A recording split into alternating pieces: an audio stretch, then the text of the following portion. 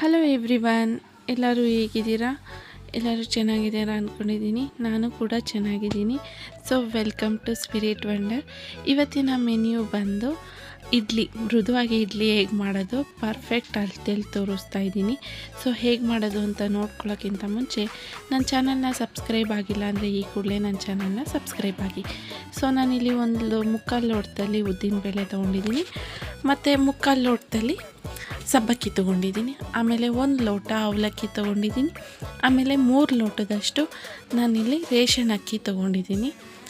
3 ಲೋಟದಷ್ಟು ತೊಗೊಂಡಿದ್ದೀನಿ. 3 ಲೋಟದಷ್ಟು ಅಕ್ಕಿ ತೊಗೊಂಡ್ರೆ ನಿಮಗೆ ಮುಕ್ಕಾಲು ಲೋಟದಷ್ಟು ನೀವು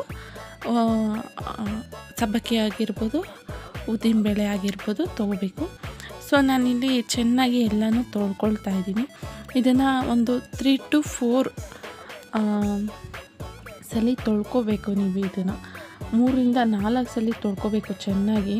ಅದು ಅದರಲ್ಲಿರೋ ಡಸ್ಟ್ ಆಗಿರ್ಬೋದು ಎಲ್ಲ ಚೆನ್ನಾಗಿ ಹೋಗಬೇಕು. ಸೊಸೈಟಿ ಅಕ್ಕಿಲಂತೂ ತುಂಬಾ ಡಸ್ಟ್ ಇರುತ್ತೆ. ಸೊ ಹಾಗಾಗಿ 4 to 6 ಟೈಮ್ಸು ತೊಳೆದ್ರೂ ಏನೂ ಆಗೋಲ್ಲ. ಅದರಲ್ಲಿ ತುಂಬಾ ಡಸ್ಟ್ ಇರೋದ್ರಿಂದ ನೀವು ಚೆನ್ನಾಗಿ ತೊಳ್ಕೊಬೇಕು. ಇಲ್ಲ ಅಂತ ಅಂದರೆ ನಿಮಗೆ ಇಡ್ಲಿ ಬಂದು ವೈಟ್ ಕಲರ್ ಇರುತ್ತಲ್ಲ, ಆ ಕಲರು ಪ್ಯೂರ್ ವೈಟ್ ಕಲರ್ ಥರ ನಿಮಗೆ ಕಾಣಿಸೋದಿಲ್ಲ. ಸೊ ಹಾಗಾಗಿ 5 to 6 ಸಲ ತೊಳ್ಕೊಳ್ಳಿ ಚೆನ್ನಾಗಿ. ಸೊ ನಾನಿಲ್ಲಿ ಅಕ್ಕಿನ ಸಪ್ರೇಟಾಗಿ ನೆನೆಸ್ಕೊಂಡಿದ್ದೀನಿ, ಉದ್ದಿನಬೇಳೆ ಮತ್ತು ಸಬ್ಬಕ್ಕಿ ಅವಲಕ್ಕಿನ ಸಪ್ರೇಟಾಗಿ ನೆನೆಸ್ಕೊಂಡಿದ್ದೀನಿ. ಆಮೇಲೆ ನಾನಿಲ್ಲಿ ಒಂದು 8 to 9 hours ನೆನೆಸ್ಕೊಂಡಿದ್ದೀನಿ. ಆಮೇಲೆ ಸಾಯಂಕಾಲ ನಾನಿಲ್ಲಿ ರುಬ್ಕೊಳ್ತಾ ಇದ್ದೀನಿ. ಫಸ್ಟು ನಾನಿಲ್ಲಿ ಉದ್ದಿನಬೇಳೆ, ಅವಲಕ್ಕಿ, ಸಬ್ಬಕ್ಕಿ ನೆನೆಸ್ಕೊಂಡಿದ್ನಲ್ಲ ಅದನ್ನು ರುಬ್ಕೊಳ್ತಾ ಇದ್ದೀನಿ. ಎಷ್ಟು ಗಟ್ಟಿ ಆಗುತ್ತೋ ಅಷ್ಟು ಗಟ್ಟಿಯಾಗಿ ನೀವು ರುಬ್ಕೋಬೇಕು.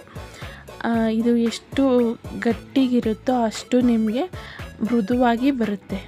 ಸೊ ನಾನಿಲ್ಲಿ ಎಲ್ಲನೂ ಗಟ್ಟಿಯಾಗಿ ಎಷ್ಟು ಗಟ್ಟಿಯಾಗುತ್ತೋ ಅಷ್ಟು ಗಟ್ಟಿಯಾಗಿ ರುಬ್ಕೊಂಡಿದ್ದೀನಿ. ಆಮೇಲೆ ನಾನಿಲ್ಲಿ ಒಂದು ಸ್ವಲ್ಪ ಚಿಟಿಕೆಯಷ್ಟು ಸೋಡಾ ತೊಗೊಂಡಿದ್ದೀನಿ. ನೀವು ಸೋಡಾ ಬೇಡ ಅಂದರೆ ಸ್ಕಿಪ್ ಮಾಡ್ಕೋಬೋದು. ಆಮೇಲೆ ಉಪ್ಪು ಹಾಕ್ಬಿಟ್ಟು ಚೆನ್ನಾಗಿ ತಿರುಗಿಸ್ತಾ ಇದ್ದೀನಿ. ತಿರುಗಿಸ್ಬಿಟ್ಟು ಇದನ್ನು ಮುಚ್ಚಿಟ್ಬಿಟ್ಟು ನಾನು ಬೆಳಗ್ಗೆ ನಾನು ನಿಮಗೆ ಹೇಗೆ ಬಂದಿದೆ ಅಂತ ತೋರಿಸ್ತೀನಿ. ನೋಡಿ ಎಷ್ಟು ಗಟ್ಟಿಯಾಗಿ ಮಾಡ್ಕೊಂಡಿದ್ದೀನಿ ಅಂತ. ಸೊ ನೋಡಿ ನಾನಿಲ್ಲಿ ಬೆಳಗ್ಗೆ ನಾನು ನಿಮಗೆ ತೋರಿಸ್ತಾ ಇದ್ದೀನಿ. ಸೊ ಎಷ್ಟು ಬಂದಿದೆ ಅಂತ, ಎಷ್ಟು ಹುಳಿ ಬಂದಿದೆ ಅಂತ ನಾನು ನಿಮಗೆ ತೋರಿಸ್ತಾ ಇದ್ದೀನಿ. ತುಂಬಾ ಸಾಫ್ಟಾಗಿ ಮೃದುವಾಗಿ ಬರುತ್ತೆ. ನೀವು ಈ ಅಳತೆಯಲ್ಲಿ ನೀವು ಇಡ್ಲಿ ಮಾಡ್ಕೊಳ್ಳೋದ್ರಿಂದ ತುಂಬ ಸಾಫ್ಟಾಗಿರೋದ್ರಿಂದ ಮಕ್ಕಳು ಕೂಡ ಇಷ್ಟಪಟ್ಟು ತಿಂತಾರೆ. ಒಂದು ಮಕ್ಕಳು ಇವಾಗ ಇಡ್ಲಿ ತಿನ್ನೋದಕ್ಕೆ ಅಷ್ಟು ಇದು ಮಾಡ್ತಾರೆ. ಸೊ ಹಾಗಾಗಿ ನೀವು ಈ ಥರ ಮಾಡಿ ಕೊಡೋದ್ರಿಂದ ಸಾಫ್ಟಾಗಿದ್ದರೆ ಮಕ್ಕಳು ಕೂಡ ಇಷ್ಟಪಟ್ಟು ತಿಂತಾರೆ. ಸೊ ನಾನಿಲ್ಲಿ ಇಡ್ಲಿ ತಟ್ಟೆಗೆ ನಾನು ಎಣ್ಣೆ ಸವರ್ಬಿಟ್ಟು ಅದಕ್ಕೆ ಹಿಟ್ಟನ್ನ ಹಾಕ್ತಾಯಿದ್ದೀನಿ. ಹಿಟ್ಟು ಹಾಕ್ಬಿಟ್ಟು ಅದನ್ನು ಬೇಯಕ್ಕೆ ಇಡ್ತಾಯಿದ್ದೀನಿ. ಬೆಂದಾದ್ಮೇಲೆ ನಾನು ನಿಮಗೆ ತೋರಿಸ್ತೀನಿ ಎಷ್ಟು ಸಾಫ್ಟಾಗಿ ಬಂದಿದೆ ಅಂತ. ಸೊ ನನ್ನ ಚಾನಲ್ನ ಸಬ್ಸ್ಕ್ರೈಬ್ ಮಾಡಿಲ್ಲ ಅಂದರೆ ನೀವು ಈ ಕೂಡಲೇ ನನ್ನ ಚಾನಲ್ನ ಸಬ್ಸ್ಕ್ರೈಬ್ ಕೂಡ ಮಾಡಿ. ಸೊ ನೋಡಿ ಎಷ್ಟು ಚೆನ್ನಾಗಿ ವೈಟಿಗೆ ಎಷ್ಟು ಅಟ್ರಾಕ್ಟಿವ್ ಆಗಿ ಕಾಣಿಸ್ತಾ ಇದೆ ಅಂತ. ತುಂಬಾ ಸಾಫ್ಟಾಗಿ ಮೃದುವಾಗಿ ಬರುತ್ತೆ. ಇದು ಇಡ್ಲಿ ಸಾಂಬಾರಿಗೆ ಮತ್ತಿಗೆ ಚಟ್ನಿಗೆ ತುಂಬಾ ಚೆನ್ನಾಗಿರುತ್ತೆ. ನಾನು ಇಡ್ಲಿ ಸಾಂಬಾರನ್ನ ನಾನು ಇನ್ನೊಂದು ವಿಡಿಯೋದಲ್ಲಿ ನಾನು ನಿಮಗೆ ಶೇರ್ ಮಾಡ್ತೀನಿ. ಸೊ ಎಷ್ಟು ಚೆನ್ನಾಗಿ ಕಾಣಿಸ್ತಾ ಇದೆ ಅಲ್ವಾ ಫ್ರೆಂಡ್ಸ್?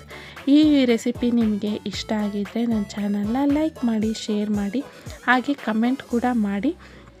ನನ್ನ ಚಾನಲ್ನ ಸಬ್ಸ್ಕ್ರೈಬ್ ಮಾಡಿಲ್ಲ ಅಂದರೆ ಈ ಕೂಡಲೇ ನನ್ನ ಚಾನಲ್ನ ಸಬ್ಸ್ಕ್ರೈಬ್ ಕೂಡ ಮಾಡಿ. ನಾನು ಮತ್ತೊಂದು ವಿಡಿಯೋದಲ್ಲಿ ನಾನು ನಿಮಗೆ ಸಿಗ್ತೀನಿ. ಬಾಯ್ ಬಾಯ್ ಫ್ರೆಂಡ್ಸ್.